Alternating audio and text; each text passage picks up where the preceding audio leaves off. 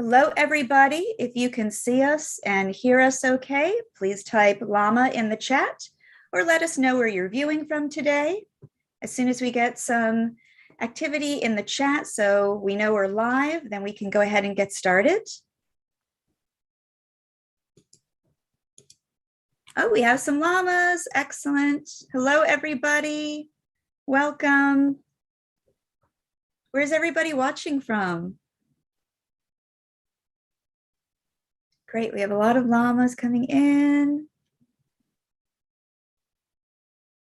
Hello from New Zealand, Ohio, Canada, Nova Scotia, Tacoma, New York, Washington, more from Ohio, Ottawa, Michigan. Welcome, everybody. Well, it looks like we can go ahead and get started. Hello, my name is Kitty, and I will be your host for today's Etcher Mini Workshop Preview. We are here with Katie Boga, who's going to teach you how to have some more fun while you're creating art. So in order to ask questions of Katie, please put them in the chat in all capital letters so that I can see them better. And if the question is relevant to what Katie is doing at the moment, I will ask her at that time. If not, I might be holding those questions off until the end when we do our question and answer session. So also, I'd like to mention that if you are painting along with us today, we do have a private Facebook group where we would love it if you would share your work. And also you can get some feedback from Katie if you post what you do. So I'm going to put that link into the chat as well. And from here, I'm going to go ahead and hand it over to Katie, who will tell you a little bit more about what we're doing today. Katie? Hi, guys. So Katie's here. I'm a little nervous, so be gentle with me. So, so today I would like to start talking about what I do. You might know me from my Instagram account, iUrbanSketch. These are examples of my sketches. I fell in love with urban sketching last year when I saw the work of Ian Fanley, and it just blew my mind. And it started me on the journey of discovering more about sketching in general, and then architecture, urban sketching, and playing with watercolors, with lines. If you're familiar with my work, you might know that the most important thing for me is line work. And then I play with watercolor with very, very bright colors. So here's some examples. Some people sometimes comment that how can I use such weird colors for my art? But I like it this way. I use many different materials. I use different pens. Today we're going to sketch with a ballpoint pen, but sometimes I add not only watercolor to my art, but pastels. Like here, for example, the watercolor wasn't bright enough, so I added some pastels. I'm actually a pastel artist. So these are some of my sketches. And now I would like to talk a little bit about my mini workshop that's coming up December 3rd. Out of all the posts I've posted over last year, and I post a lot because I sketch a lot, it's just like breathing for me. This sketch was the most popular sketch of all sketches. I got like over 20,000 likes on it. And I decided for this mini workshop, I will demonstrate you how I sketch with continuous line when you put your pen on paper and you never lift it off, and create sketches like that. I really like the aliveness in these sketches. It's a very, very good exercise for your eye-hand coordination. And before we jump into something like this, it might look intimidating at first. I will take you through a series of demonstrations where I will show you how I approach a scene, how I look from a perspective point of view, then from shapes point of view, and then we'll just practice a little bit of line drawing and create this scene using fountain pen. I'm going to use this fountain pen and watercolors, only 2 colors to make it easy because the focus will be on the line drawing.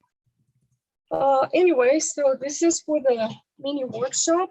Today we're going to sketch this colorful fire hydrant as a preview for the workshop. I'm going to use a ballpoint pen. It's one of my favorite tools that I often use. It can create beautiful sketches by itself. We'll combine it with watercolors. I chose it today because it has very subtle difference with a watercolor. It's not as contrasty as a black ink. So I decided that we'll start with the ballpoint pen, and then the main event for us will be watercolor and some highlights. So before we jump into sketching the fire hydrant, I want to walk you through a process of how I look at drawing objects like this. We're not going to use any pencil or marker. Sometimes I use a marker. We're just going to start with a ballpoint pen and put our pen down and never lift it up until we're done with the contour drawing. So this type of sketch is called blind contour, but not really blind contour drawing. I think it gives us the most interesting line, and I think it sets up for success right away, because for this kind of sketch, you have to observe your subject really closely. So when I start something like this, I start somewhere in the middle of the scene that I chose for my sketch. So here, I will start right here. Actually, it's one of the questions people ask me, how can I sometimes make my sketch look right in the middle of paper without preliminary pencil sketch? It's because I start in the middle of the object, and then I have more control how far I want to go from center. So here we will start from this point, and I'm going to use this dry erase marker over this plastic to show you step by step how I think about it, even though I think in, fraction of a second. But before we jump into drawing, I want you to kind of tune your eyes to this process. So sketching this way is just a series of very simple decisions. So the first decision I have to make is how far the line goes, and I make my best estimate, and it goes straight up. Then I see a little bump, so I make this little bump. Then I make a curve to the left, and then I see a straight line. My brain is telling me it's going up, but I'm not sure, so I can measure it using a pencil. Is it directly horizontal, or is it a little pointing upward? So here it does go up a little. So I make my best estimate. I am not measuring every single line. I just, my line will be flowing. I hold my pencil very, very loosely, so to have an ability to create something unexpected. Then I see this curve here, and then there's this little bump, then there's another curve, then there's a straight line that goes a little upward to the right, right? So we do that. Then there's a short line up, and then we just continue. We're just outlining our object. We're kind of doing it on paper, but our eyes are doing this, and our hand is doing what our eyes are doing, kind of. I don't know if it makes sense. Then we continue. There's like 2 little steps, a curve, bump. So another thing you have to remember, when you come to a point where the line changes direction, you decide, is this point above this one or below? I see it's a little below. So is it sticking out as much as this one or less? So I always look at that stuff too. I look at the how the objects that I'm drawing relate to each other. Then there's another simple step, bump, line, curve. As for these curves, if you're familiar with perspective, you will know that I was standing above the fire hydrant. So every ellipsis will open up a little more towards the ground. If further away from my horizon line, it will open up a little more. So this opened up this much. I have to open this one a little more, and this one even more. Then we're going to sketch the shape of the shadow. Do the best you can.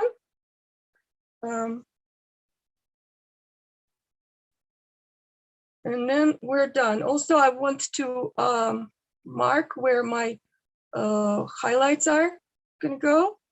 If I remember, hopefully, I will leave them white. When I practiced, I forgot about that. So in the end, the first step, what we're going to do, we have to see this. I don't know. That's what we need to have on our paper.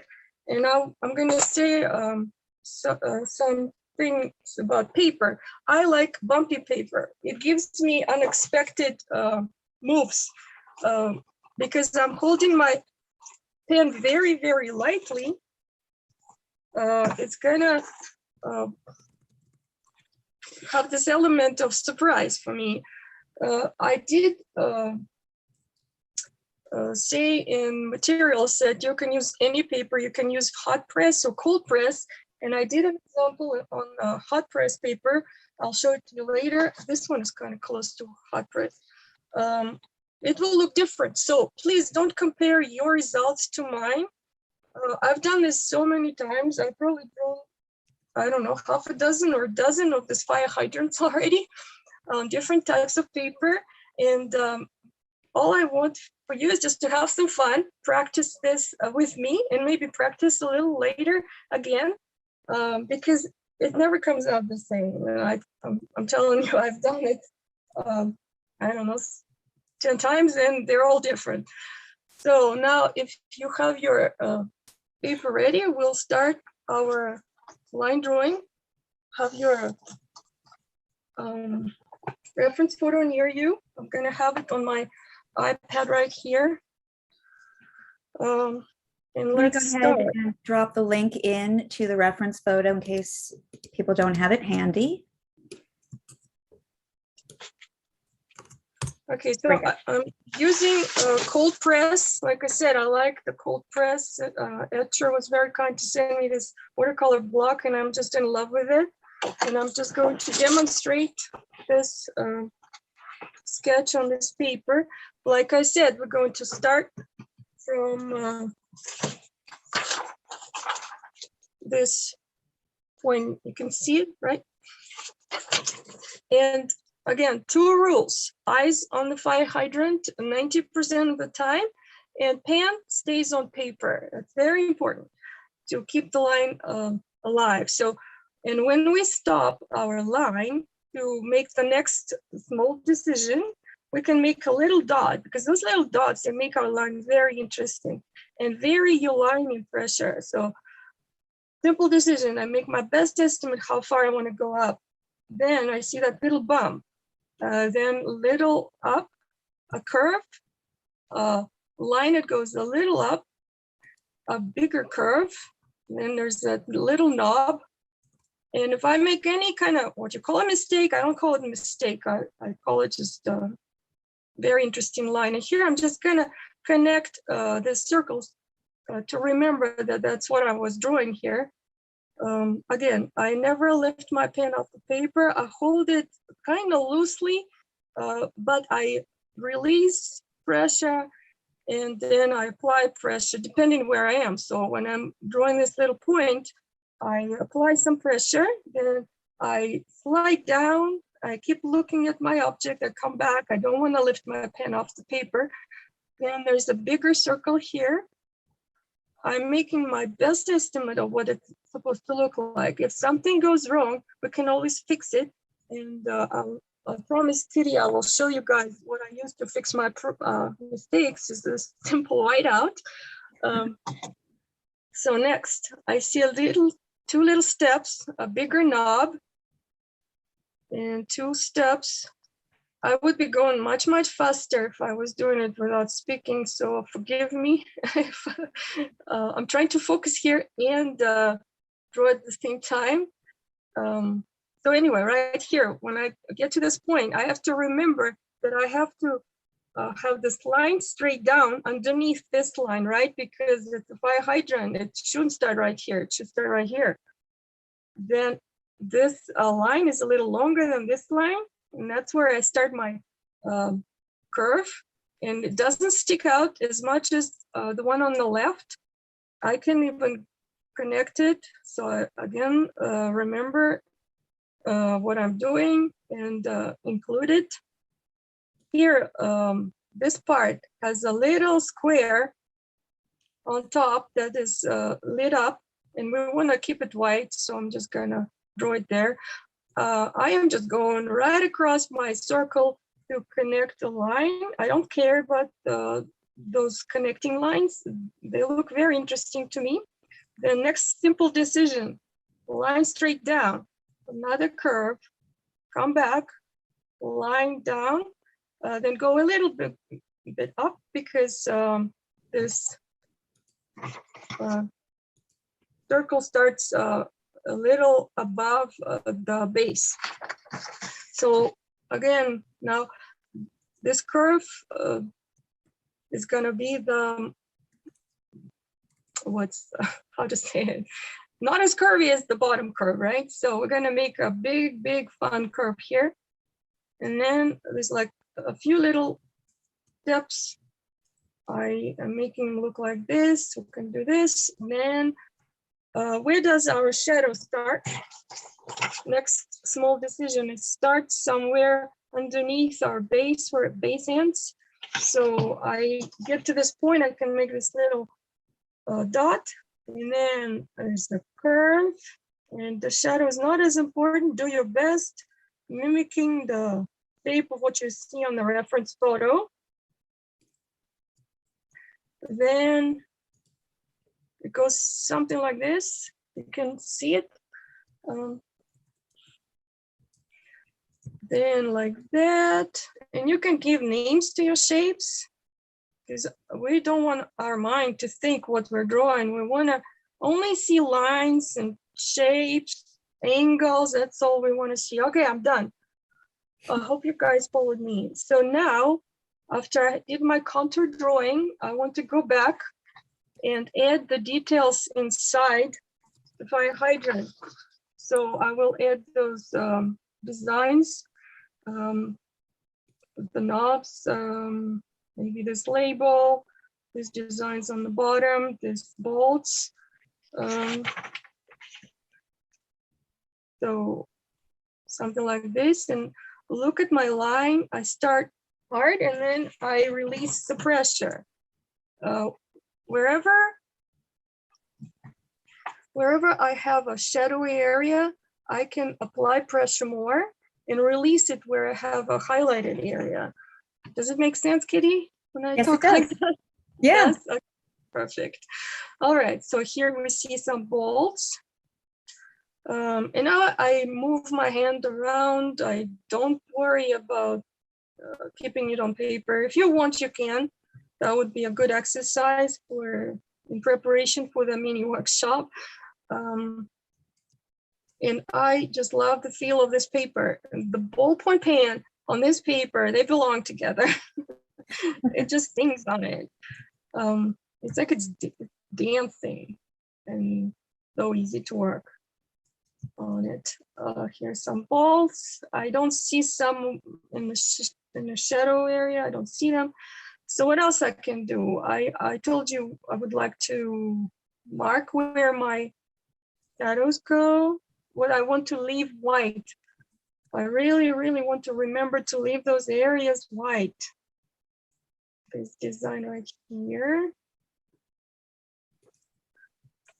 And maybe I'll do a little bit of hatching.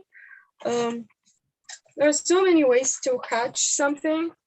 And maybe you're familiar with this kind of hatching. when I sketch with ballpoint pen, I find I like doing it like this. And some people say it's wrong. I don't care. I love it and I'm doing it. So that's what I'm going to do. Where are the darkest areas here? Let's look. So the darkest area would be right here, right next to the base, on the bottom. Also, whenever the object is lit up from the back, the area closest to us will be the darkest. Right here, I see a very dark area right here, and this flat area. So I'm just gonna lightly hatch it like I showed you. So like this. Oh, I didn't finish my little steps here. And I do like, if I decide to go in one certain direction, I stay in that direction. I don't change it. So I'm not gonna do it like horizontal if I started at an angle. So this whole area, I just like the texture when I hatch, and that's why I do it. You don't have to do it. You could do it with watercolors, but you know, I love working with ballpoint pens, so I'll just take my time with doing as much possible with it as I can. And we will come back to this with the ballpoint pen after the watercolor dries. So this is my sketch that's ready to put watercolor on. So any questions anybody has about it? So far, no questions. All right. Are anybody working with us? Anybody Yeah. going? Yep, we've got a bunch of people who are following along. Perfect. So this is what I'm trying to achieve. But because I'm talking, we'll see how it goes. So what I have here, I have my brushes. I just got these brushes like a week ago, and I highly recommend them. They're squirrel hair brushes. They hold a lot of water and they hold the point very, pointy. Sharp, very sharp. Sharp, yes. So I have my water. I have paper towel. I have watercolor paints. So this is the brand I'm using. I think they're very bright, and I have other brands, but this one has, you know, a bunch of colors in one place, so I'll use them. I already wetted them earlier, so they'll be easy to play with. And you have my color palette for this demonstration. So these are the colors.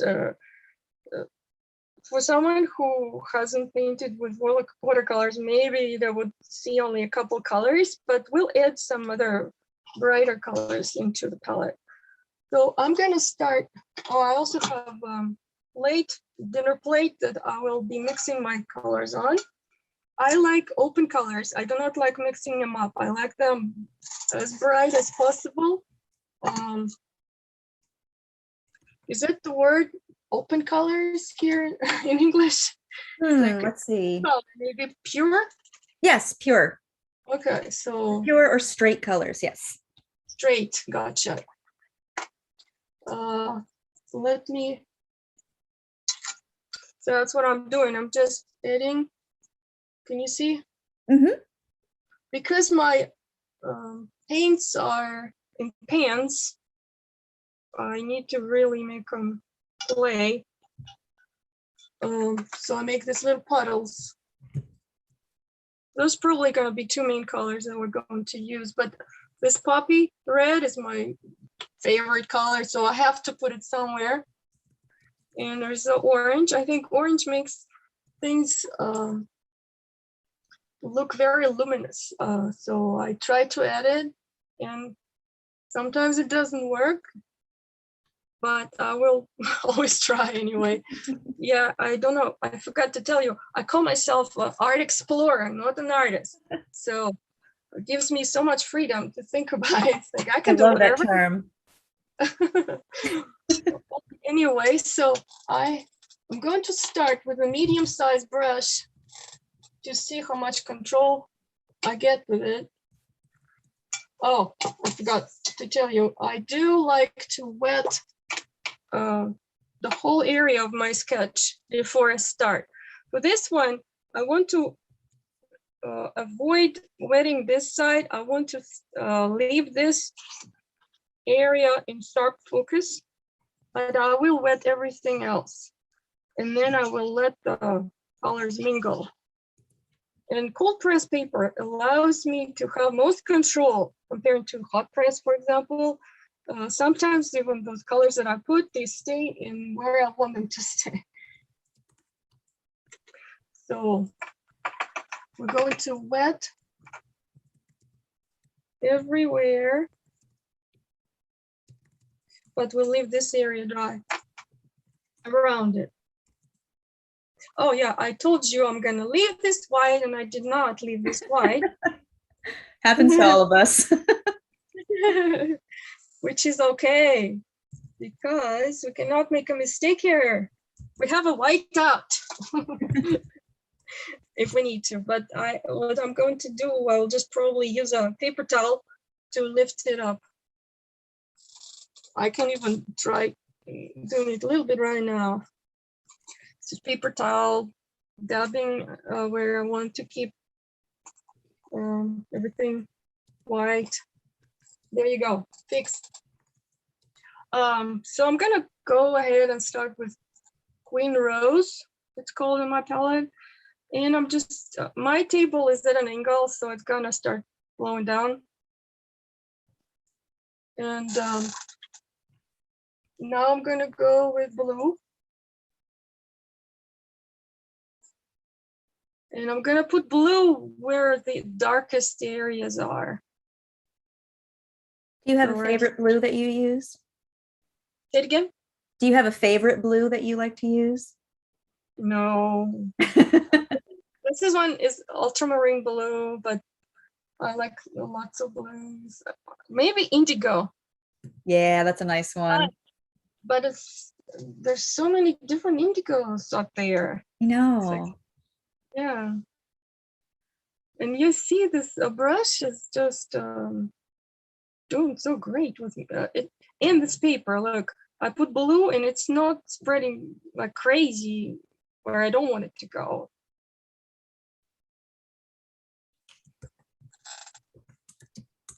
All right, I hope you guys are having fun. So, I love it so much. I like all those crazy washes. So now I'm gonna add a little bit of orange. And we'll see, will it work, will it not, we don't know. You see, the paper can make a huge difference. I see orange right here. I see right here, it's the reflection from the ground. See right here.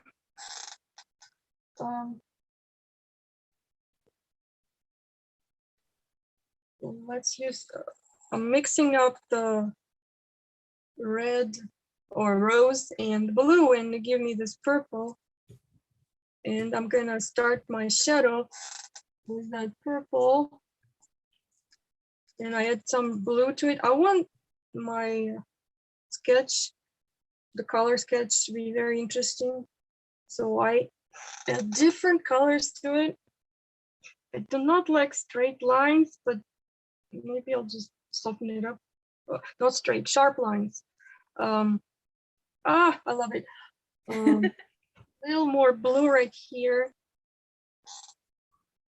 There's so much freedom in this. I love this.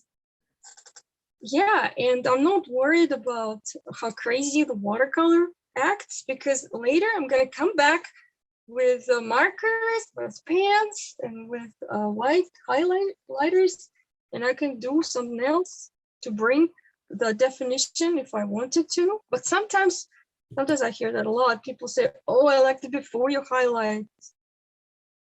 And that's fine. I like with highlights.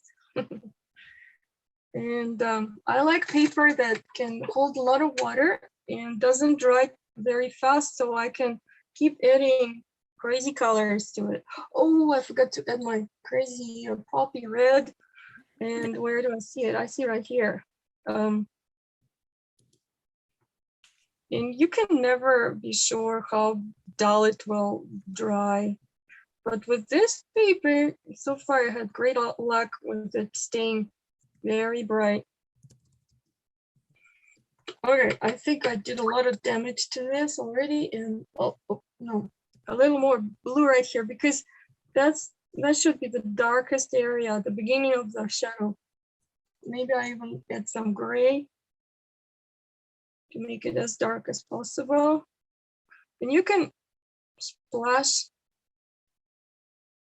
I'm not good with that, but I will do it for you. Because why not? So it always goes wherever it wants to go, not where I want it to go. And I've heard people say that, and I know the feeling, but there you go. I think it looks great. Now I'm gonna just use clean brush to lift some paint. That's another thing about paper, which paper I prefer. I prefer the paper that you can lift your paint easily with brush, because some of them just get into the paper and they just wouldn't come off.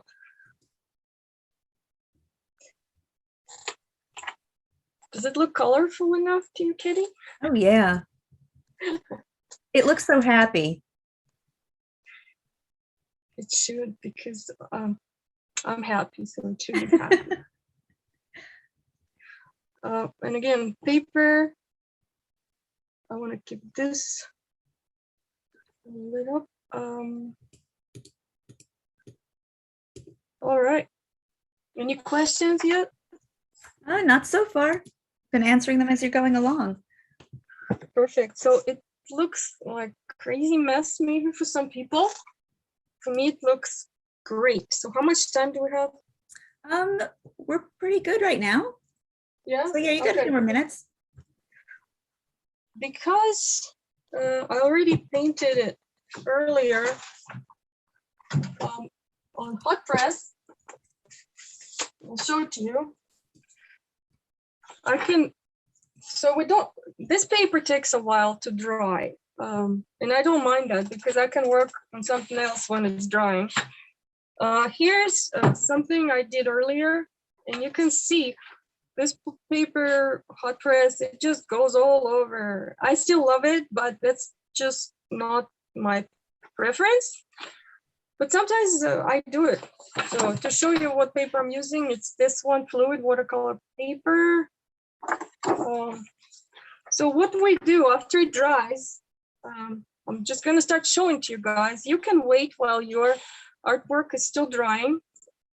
I'm gonna grab my ballpoint pen, and if I see something I need to fix or bring something back, I will do that. So the areas that should be darker, I'm gonna darken them up.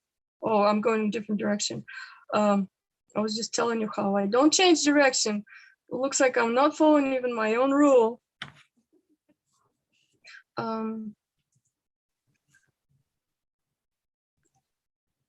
Yeah, I don't like rules. I learn them and then I see if I can break them. Well, there are rules that you can't break, but some rules you can. Like rules of perspective, I respect rules of perspective. I do like when my sketches look correct from that standpoint. I never draw wonky buildings on purpose. Could only be an accident. My freedom is in not using a preliminary sketch and using the paper. It'll give me some kind of freedom and creating fun lines. So that's what I prefer. Now I will go either, I can use this Jelly Roll number 10 or Posca Uni. I like this one when I want really, really bright highlights, and this one a little duller highlights. So I will just go over the areas that are touched by the light. You can see like right here, this highlighted area, the tops of the bolts, maybe some lines around base. So I'm not gonna, I used to go crazy all over with white pen, and I learned that that's not my preference unless I want a really stylized kind of look for my sketch, then it's fine. So here it's a couple highlights. This feels very nice on hot press paper. So here, I can draw the bolts here. I can do it now.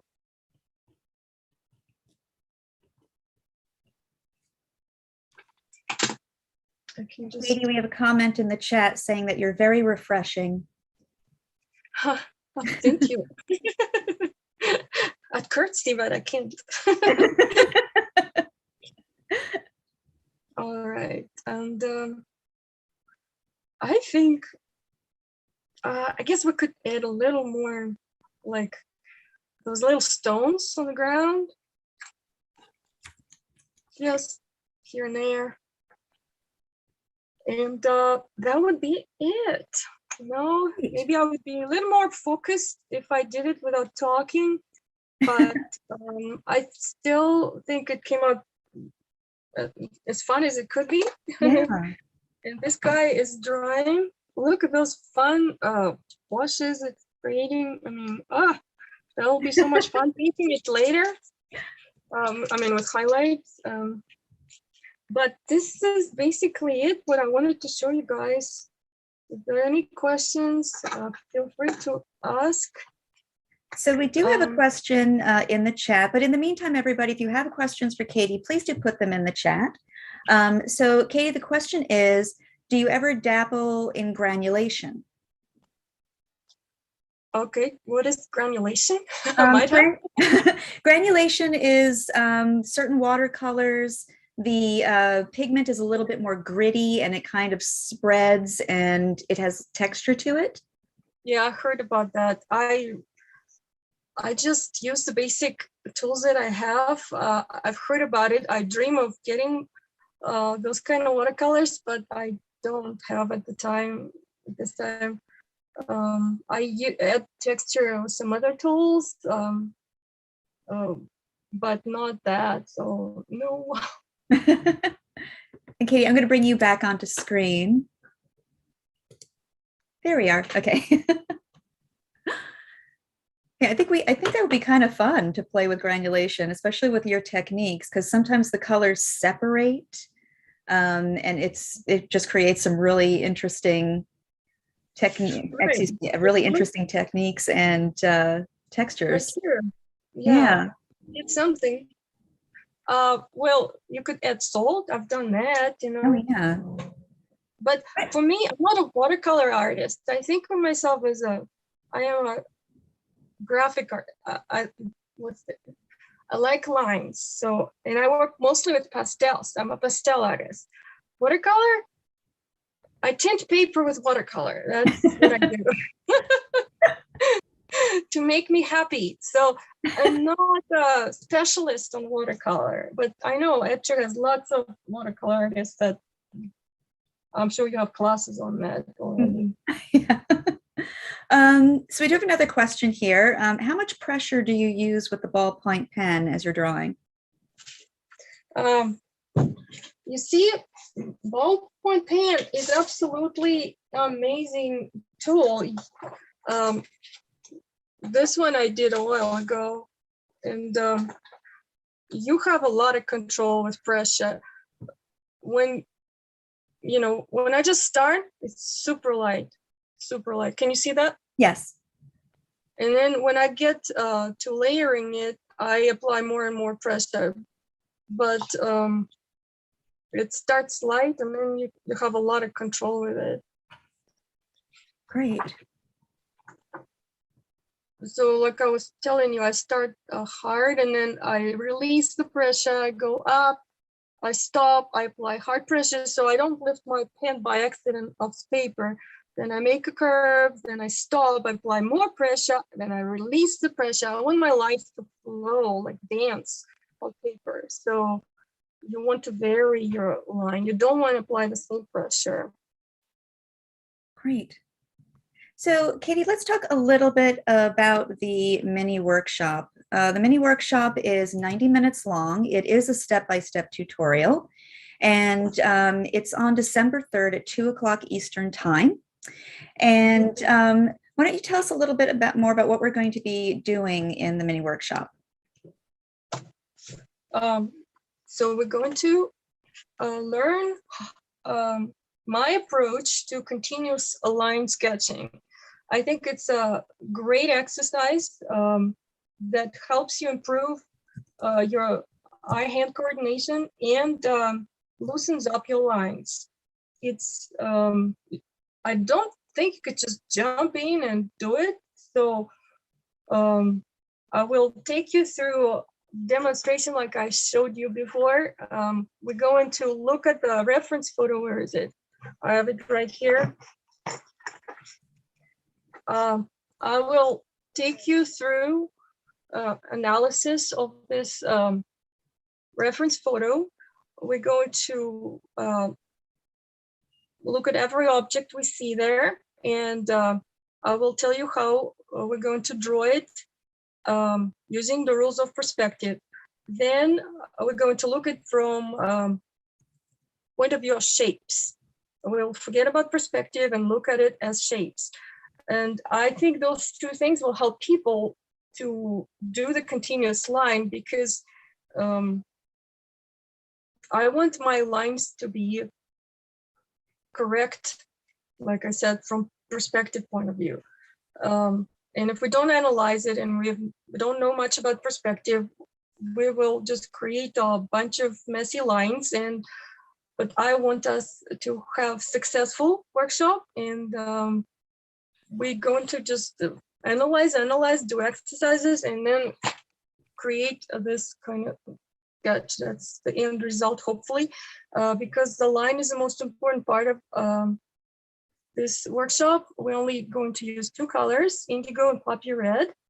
The pen, I'm going to use a fountain pen, a waterproof pen, and a white highlighter, whichever one you have. So what else can I tell about it? It sounds like it's going to be a lot of fun. And yeah, and again, it's 90 minutes, and that is December 3rd at 2 o'clock. And it's a really wonderful way to support Katie and her art. And also, not to worry if you can't attend live. If you purchase the workshop, a recording will be available to you to view later. So we actually do have two more questions in the chat. Andy is asking if it's possible to do this with other kinds of paper. Oh, any paper. Oh, you got to explore. You have to explore. You should try all the paper you have. Yes. And you have to find the one that fits your personality. Yeah, there's no right way. You're going to be as unique as like your handwriting cannot be replicated. The same way, if you try to do exactly what I do on the same paper and the same pen, you will not have the same results. So you have to play and find what suits you, your personality, your preferences. I told you guys, I like paper that holds a lot of water, that preserves the bright colors, and is bumpy. I like that bumpiness that gives me fun in my line work. So those are what I found, but I found it through, lots of purchases of wrong paper, which is still laying around, but you have to explore before you find what suits you. So try it on different paper. Great. And the other question is, do you usually apply this technique in a more complex urban scene? I think I applied, well, I think so. I mean, those are quite complex, the ones that I showed you. And if you look on my Instagram account, you'll see I don't do the continuous line for every sketch. I let myself move all over the paper, and I post a lot of videos of my process. So when we talk about the mini workshop, I at least invite you to join me so we could practice this, because this is not something I do every day, but it's really important to do it once in a while, because it helps you kind of fine-tune your ability to see correctly, whether you do it from a photo or from a real thing. So it's a really, really useful exercise. People ask me often how to loosen up. That's the way to do it. And hopefully you'll learn some other things, but at least you'll spend this time practicing loose lines and learning about your style, what you prefer, and taking something away. And when that's how I make my practice fun. I take a lot of classes. I like spending my time not just mindlessly doing circles, cross-hatching. I join an artist, I learn a point of view, and I spend 90 minutes or an hour doing something new. And then I come out from it, I let it kind of settle in me, and I feel like, oh, now I'm Katie 2.0.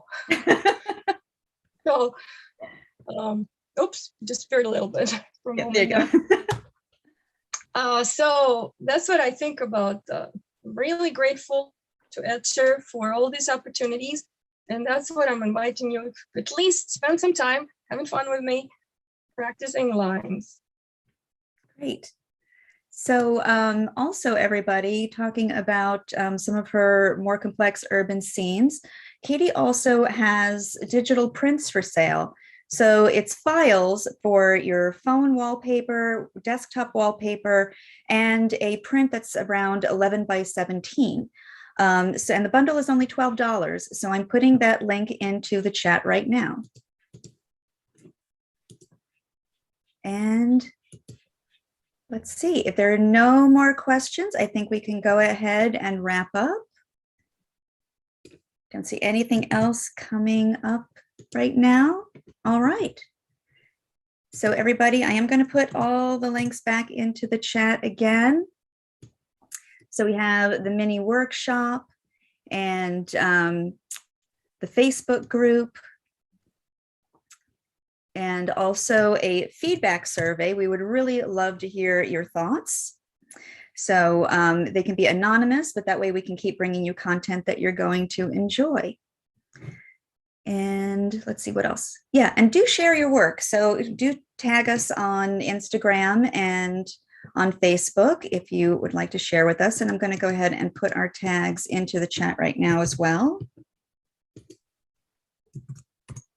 There we go. And Katie, any final thoughts before we go?